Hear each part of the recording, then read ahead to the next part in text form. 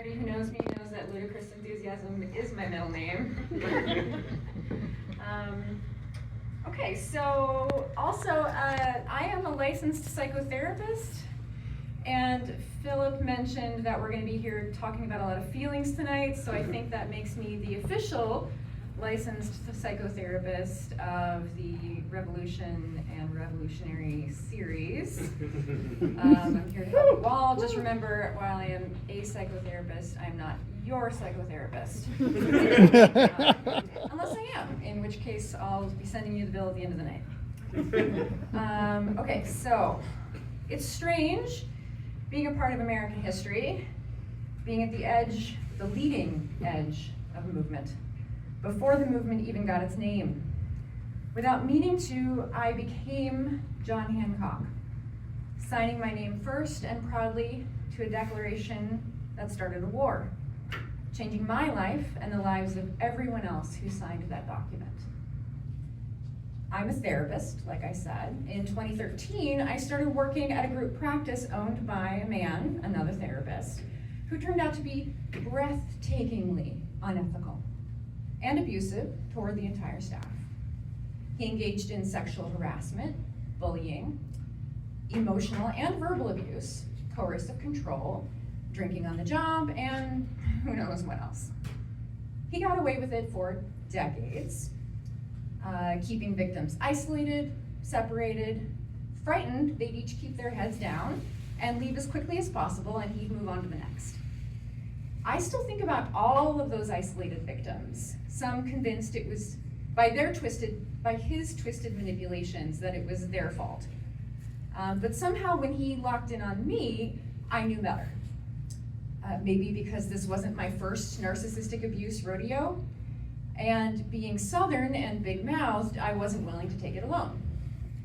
I started talking to every other person at that clinic about what I was experiencing, and we all discovered how many folks had stories. Every person who thought it was just them realized that we were not alone. Inside of my field locally, many people knew my boss's name. He was kind of powerful, but going up against him was kind of scary. But I have always said, every abuser is a serial abuser. Please remember that. Every abuser is a serial abuser. Harvey Weinstein, Jeffrey Epstein, Neil Gaiman, many others. Each was brought to light by a group of courageous women. You're not the only victim.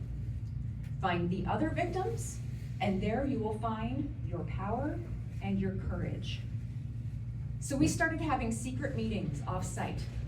A Minneapolis revolution was formed with, what else? Box wine and potluck. At that first meeting, every person shared their story, and many cried. I can only tell you my stories, like the time my boss, my clinical supervisor, the man expected to train me to become a psychotherapist and responsible for my professional well-being, physically trapped me in my office and dramatically read me erotic material so he could watch my reaction. The times he complimented my body, touched me unnecessarily, and even hit me on the ass.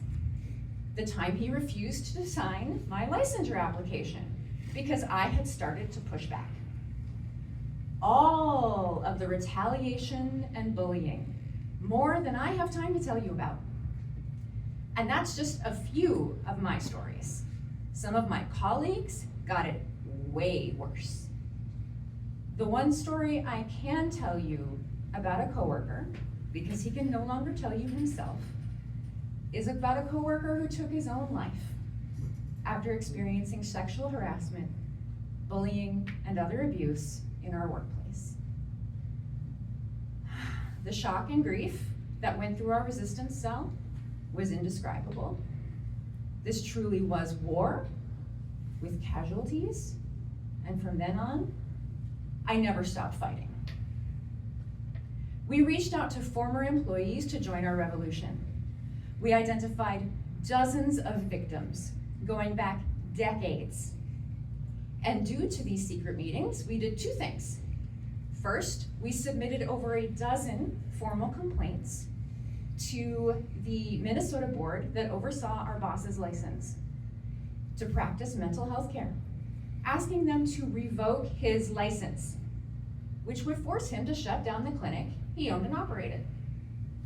Second, we submitted a letter to HR disclosing our board report and asking that our boss go on a leave of absence until we had all found new employment and left. Every one of us. We lit the ship on fire and then sought our own lifeboats. I drafted that letter, and the first signature was mine, and I made sure it was legible, just like John Hancock, who, it is said, wanted the king to know it was him. Hancock knew he was signing his own death warrant, if the British ever captured him.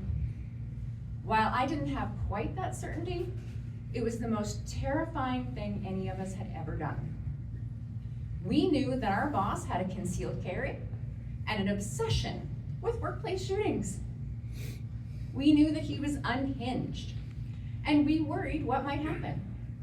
We notified the police, who stopped in and checked on us. At the wrong times, of course. We checked on each other constantly. But as folks found new jobs and moved on with their lives, our ranks dwindled. After a couple of months, I was one of the few remaining. And my boss felt it was safe to return. So he just stopped in without warning, asserting his dominance. I was in session with a client providing psychotherapy. And when I overheard my boss's voice from outside my office, I had a panic attack.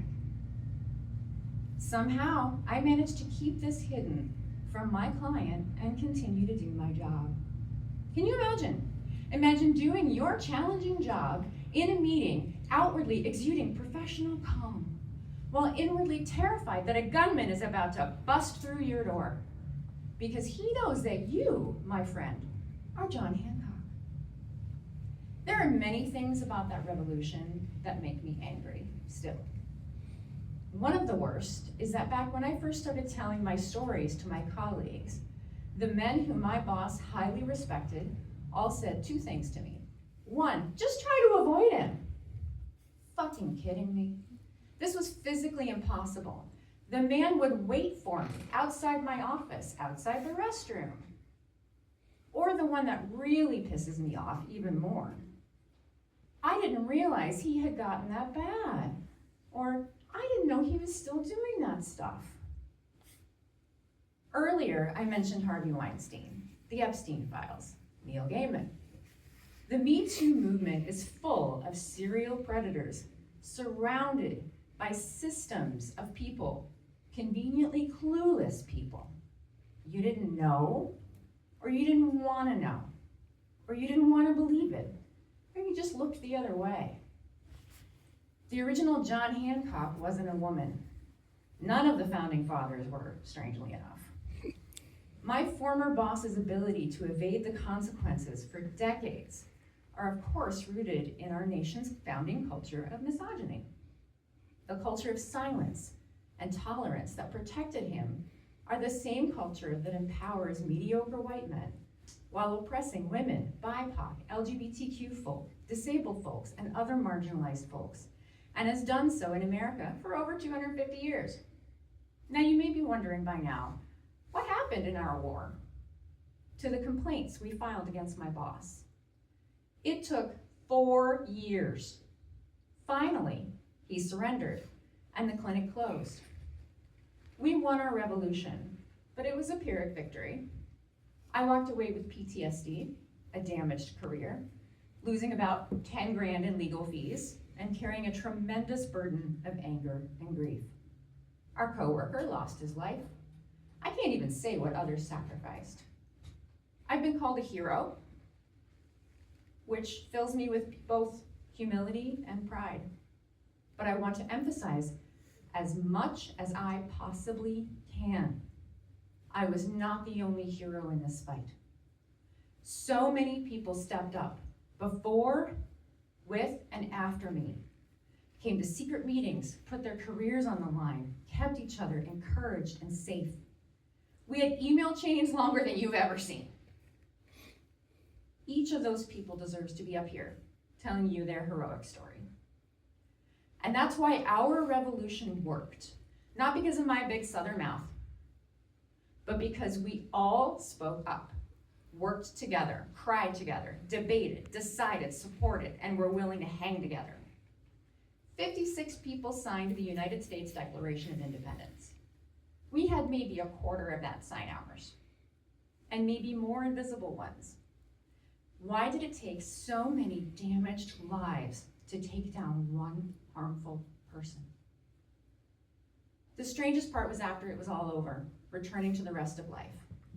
You know what it's like when you have something all-consuming, like a major illness, or grad school, or being in a show, and then you pop back out of that into the rest of the world again? In my case, it was like I had spent 4 years fighting sexual harassment, sexual assault, misogyny, white male abuse of power, and after huge sacrifice, we'd emerged victorious. So I popped back out of my nightmarish roller coaster, except the world was still full of sexual harassment, sexual assault, misogyny, white male abuse of power. What the fuck? I wanted to run around and tell everyone, no, wait, we had a revolution. We solved this. But it was just in my tiny, all-consuming universe. For everyone else, my revolution was just an unheard of skirmish. Me Too hadn't even started yet. Not for everyone else. Though I had done my best to spread our story, to encourage others in the war, my boss wasn't even famous in our field or outside our metro. We felt so alone in our fight and abandoned by the system that was supposed to protect us. The war rages on. I don't have to tell you about the misogyny and the rape culture that we live within and the erosion today of women's rights. But please imagine what wars we could win if we fought more of them as allies. Remember that I'm the one challenging you to join your comrades. If you haven't already, think about the fact that I had to consult my lawyer to protect myself before publicly telling you this story. Ask yourself if you're doing enough next time, and every time you sign your name or think of John Hancock. Thank you.